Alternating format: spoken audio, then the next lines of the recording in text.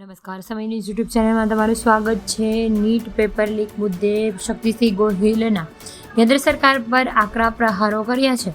શક્તિસિંહ ગોહિલે મુખ્ય કેન્દ્ર સરકાર પર આકરા પ્રહારો કરતા કહ્યું છે કે મારા હાથમાં નાયબ પોલીસ અધિકારી એવની પટેલનું સોગંદનામું છે, જે ગોધરાના સેશન્સ કોર્ટમાં દાખલ કરવામાં આવ્યું હતું. આ સોગંદનામામાં જે લખાયું છે તે વાતો હું અહીં રજૂ કરું છું. મારી જવાબદારી વિપક્ષ તરીકે હું આ નાયબ પોલીસ અધિકારીના આ સોગંદનામાને રજૂ કરી રહ્યો છું. તે દેશના આંચકાજનક છે. નીટ મુદ્દે હોબાળામાં સુપ્રીમ કોર્ટ સમક્ષ કાયદો લેવામાં આવ્યો હતો.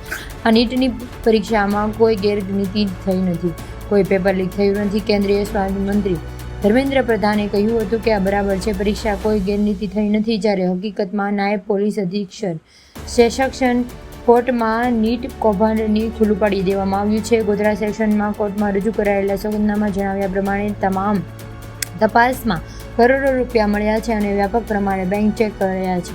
આ ચેક નીટ પરીક્ષાના આપનાર વિદ્યાર્થીઓના માતા પિતા તરફથી મળ્યા છે. ડેપ્યુટી પોલીસ સુપ્રીમ કોર્ટે સોગંદનામામાં કહે છે કે મહારાષ્ટ્ર, ઓડિશા અને બિહાર સહિતના અનેક રાજ્યોમાં વિદ્યાર્થીઓ પરીક્ષા આપવા માટે ગોધરા આવ્યા, કારણ કે તેમને અહીં પહેલેથી જ ગોઠવવામાં આવ્યા હતા. નીટ આપવાની સામાન્ય પ્રક્રિયા જોઈને પરીક્ષા કેન્દ્રની પસંદગીઓ વિકલ્પ અપાય છે અને 300 વિદ્યાર્થીઓ સેક્ટરમાંથી અને 500 વિદ્યાર્થીઓ અરજી હોય તે કમ્પ્યુટરાઇઝ ડ્રો થાય છે, જે તે સેન્ટર વિદ્યાર્થીને ફાળવવામાં આવે છે. આમ જાતે જ પ્લાનિંગથી કરેલું હતું. તમને જો મારો આ વિડીયો પસંદ આવ્યો હોય તો સબસ્ક્રાઈબ કરો.